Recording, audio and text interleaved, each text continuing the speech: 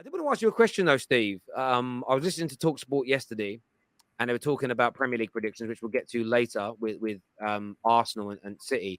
But there was a pundit on there who said that he believes after a clash between Cancelo and Pep, Cancelo being sold, City's form not being the best, that there might be a bit of a crisis or a mini crisis going on, problems at City as it stands, especially with losing such a big player, bringing nobody in, being behind Arsenal in the league. From your perspective, you're very close to City.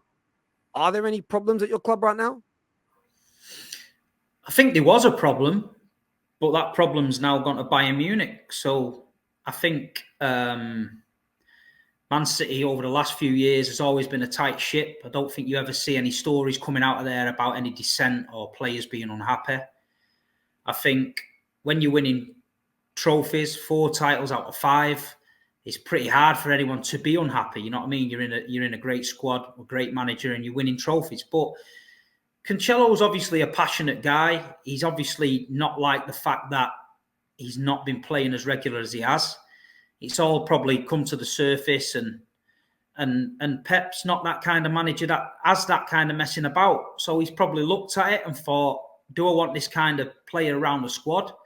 Do I want this kind of player influencing other players when he's already mentioned this season that there's been a lack of mentality due to winning them titles, saying that players change and it's not the same, you need to freshen it up and that.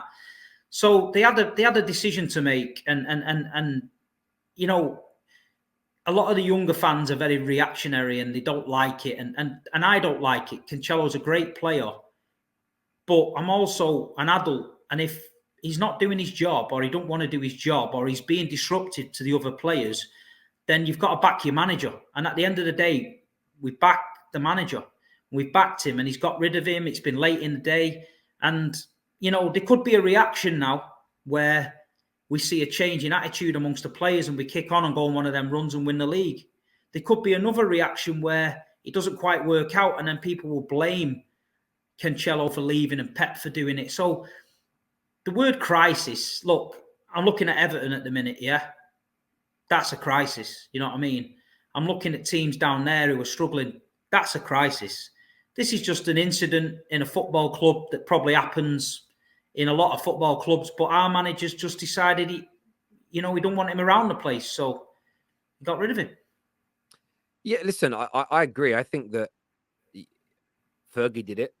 Fergie took a treble-winning captain, the leader, Roy Keane, after he did an interview with the internal TV company, MUTV, where he was slagging off. The irony in this proves that Keane's a good pundit because he triggers people, but a terrible manager. He didn't think that Rooney and Ronaldo would make it. When you say that out loud now, it's hilarious, really. And he slagged them off. And Fergie, within 12 hours, had him out the club and on his way to Celtic. And United didn't look back. Yeah, there was a couple of years where we struggled until the team was rebuilt in the right way. But then what we went on to achieve between 2006 and essentially 2013 when he retired, you can't knock what he did. Fergie did it with Ruud van Nistelrooy. People don't realize that Ruud van Nistelrooy and Cristiano Ronaldo were essentially enemies in that dressing room. There was Ronaldo's dad died when he was very young. I think he was 17, 18, maybe 18, 19, just joined the club. And Fergie and Carlos Queiroz were very close to Ronaldo, and they kind of were father figures to him in football, and they were helping him through it. And there was a spat in training, and essentially Ronaldo was upset with what Ruud van Nistelrooy had said, and Van Nistelrooy made a comment along the lines of, well, you can't go and cry to your dad, but you've got a new dad over there in Fergie, so go and cry to him now. And to an 18, 19-year-old whose dad's just died, that's not a nice thing to say. No. But Fergie looked at it as this is becoming a problem in the dressing room. But we've got young Ronaldo that I think can be the best player in the world. And we've got Ruud, who's one of the best goal scorers we've ever had, but is getting on a little bit now. I've got to make a decision. And he had to break the problem up. So he got rid of Ruud van Nistelrooy. And again, you look back now, got rid of him in the summer of 2006, and we went on to win 3 championships on the bounce. And that's why I think what Pep's done is right. And I saw them talking today about there being a crisis. And I agree with you 100% that I think maybe there's definitely issues. And we had Nobbins on, who's a City fan, on the Top 6 show on Friday. And he kind of said that he doesn't think there's been any problems at City this year. He thinks we're just as good. You're just as good, that there's not been some issues in games. And I know you alluded on our show last week to No, there's definitely been a few holes. There's definitely been a few games where we haven't been at our best.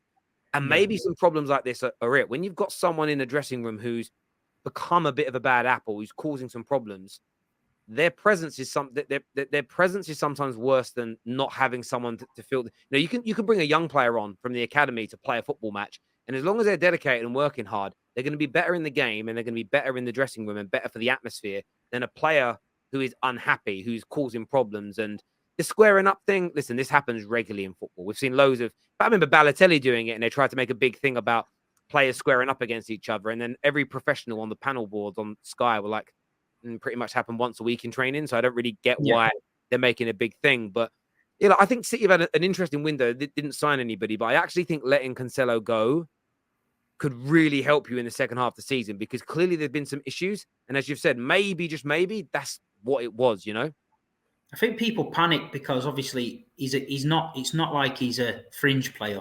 He's a great player. Last season they were saying he's one of the best fullbacks in the world.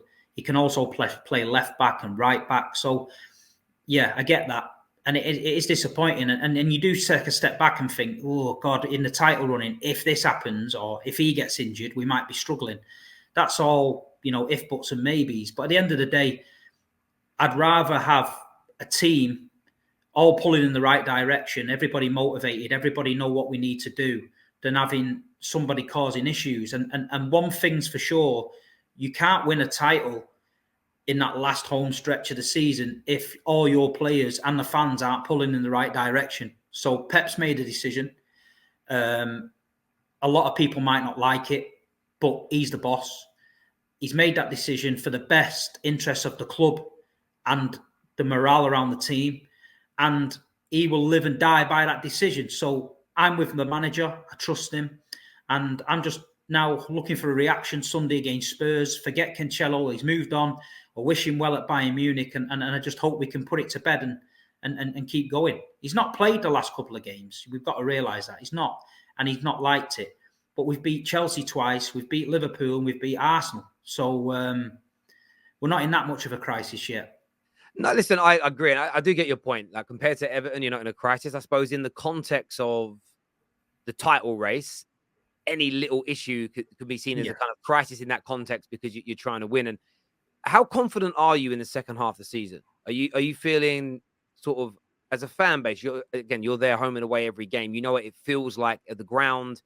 Is there a sense of we'll catch Arsenal up, we'll overtake Arsenal, or is there a bit of a because watching on television or watching City play, my honest feeling is there's almost a kind of resignation that Arsenal are the favourites, or is that not the case in the ground when you're there? No. Listen, if any supporters and any fan base in the world knows how to keep going to the end, it's us.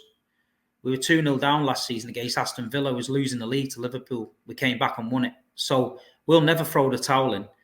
And it's amazing how these Arsenal fans are reacting because apparently they're more confident now after getting beat by City. So I don't know how that works. But the game the other night, Arsenal came to the stadium and they pressed City to stop Manchester City playing football.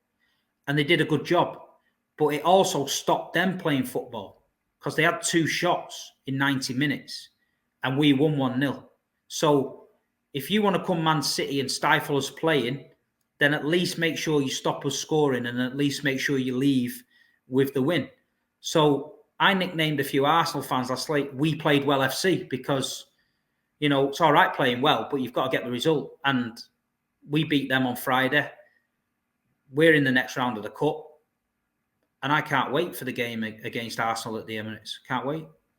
Yeah, listen, I think, the take on it is very much, we had 6 players. I say we, I'm talking as if I'm an Arsenal fan. We had 6 players of our first team missing and took Partey off.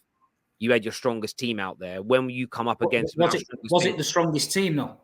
Because there was no Cancelo, there was no Foden, there was no Bernardo, there was no Kyle Walker, there was no Ruben Diaz. We had the team that played the last 2 games. Yeah, that's granted. But that ain't our strongest team. It's not. Yeah, listen, and that's what you're here for, to answer back to these things. But I think Arsenal fans look at it as you had a strong team out there. We had 6 of our first team players out. When those first team players come back in for the game of the Emirates, most Arsenal fans that have commented that I've seen feel very confident to almost a formality that they'll beat you at the Emirates with the home crowd. Good. I want them to think that, because there's many a team in this Premier League that think that. So it's all right thinking it, and all right coming on Twitter telling everyone what you're going to do, but we better make sure you do it.